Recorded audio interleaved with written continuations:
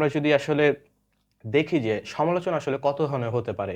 একটা হচ্ছে গঠনমূলক সমালোচনা, যেটি হচ্ছে যে ধরেন কোনো একটা বিষয়ে ভুল হলো সেটাকে আমরা চিহ্নিত করার পাশাপাশি সেটার উন্নতির জন্য একটি পরামর্শ দিলাম।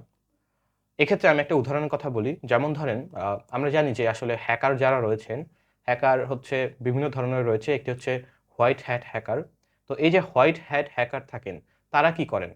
তারা মূলত কোনো একটা প্রতিষ্ঠানের যে ওয়েবসাইটগুলো রয়েছে বা অন্যান্য যে সকল আ প্ল্যাটফর্ম রয়েছে যেগুলো আসলে ইন্টারনেটের সাথে সংযুক্তপূর্ণ, সেগুলোতে তারা হ্যাকিং করেন এবং হ্যাকিং করার মাধ্যমে তারা দেখেন যে সেই প্ল্যাটফর্মগুলোতে কি ত্রুটি রয়েছে, কোথায় দুর্বল রয়েছে যেগুলোতে আসলে হ্যাক করা খুবই সহজ এবং এরপরে কিন্তু তারা সেটা সমাধানও এই যে কোম্পানি যারা রয়েছেন তাদেরকে কিন্তু দেন যে, "আপনার এখানে এই সমস্যাটি রয়েছে, আপনাকে এইভাবে এটা সমাধান করতে হবে।"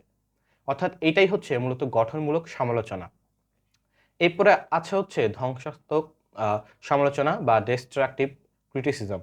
এক্ষেত্রে শুধুমাত্র নেতিবাচক দিক তুলে ধরা হয়। কিন্তু কোনো সমাধানের দিক নির্দেশ দেওয়া হয় না। আমরা যে হ্যাকারের কথা বলছিলাম, এবার যদি ব্ল্যাক হ্যাট হ্যাকারের কাছে আসি, তাহলে তারা কি করেন? তারা কোনো একটি প্রতিষ্ঠানের ওয়েবসাইট হ্যাক করেন। হ্যাক করে সেখান থেকে বিভিন্ন তথ্য তারা চুরি করে সেটাকে বিক্রি করে দেয় বা অন্যান্য কাজে তারা ব্যবহার করেন। অর্থাৎ এক্ষেত্রে কিন্তু শুধুমাত্র নেতিবাচক দিকটিই ফুটে উঠল। এক্ষেত্রে কিন্তু সমাধানের কোনো বিষয় কিন্তু এখানে উঠে আসে না। এরপরে হচ্ছে প্রশংসামূলক সমালোচনা যেটা হচ্ছে appreciate criticism অর্থাৎ যখন আ আ কোনো ব্যক্তি বা কেউ কোনো একটা মতামত দিল আমরা সেটাকে নিয়ে আসলে গুরুত্ব দিয়ে আলোচনা করলাম বা সেটার আসলে পছন্দ করলাম। এই ধরনের কোনো একটা মতামত আমরা দিলাম বা সমালোচনা করলাম। এরপর আরেকটা হচ্ছে নিরপেক্ষ সমালোচনা।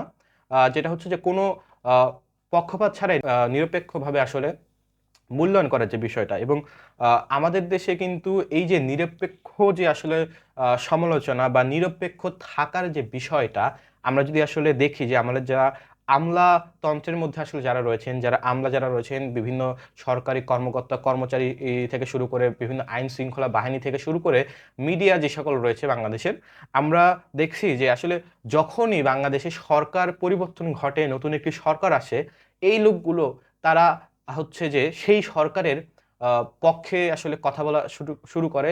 এই আমলা যারা রয়েছেন তারা কিন্তু তাদের পা চাটা পর্যন্ত শুরু করে এবং এর ক্ষেত্রে কারণ হচ্ছে যে এক্ষেত্রে তারা প্রমোশন পায়, তারা বিভিন্ন ধরনের সুবিধা পায়, তারা তাদের দুর্নীতিমূলক কর্মকান্ডগুলো যেন ভালো করে করতে পারে। এই কারণে কিন্তু তারা এই যে নিরপেক্ষ যে বিষয়টা সেটা কিন্তু তারা থাকেন না। যা কিন্তু আমরা গত ১৫ বছরও দেখেছি এবং হয়তোবা ভবিষ্যতে যে সরকার বাংলাদেশে ক্ষমতায় আসবেন, তখন হয়তোবা এরা আবারও রূপ পরিবর্তন করে সেই সরকারের পাচাটা তারা শুরু করে দিবেন। অর্থাৎ আমাদের দেশে যারা মানুষ রয়েছেন তারা নিরপেক্ষভাবে আসলে কোনো মতামত তারা দিতে পারেন না। তারা যেখানেই সুবিধা দেখেন তারা সেই পক্ষের দিকে আসলে মতামত দেন এবং যেখানে তাদের কোনো লাভ নেই তারা সেটির বিপক্ষে আসলে কথা বলেন।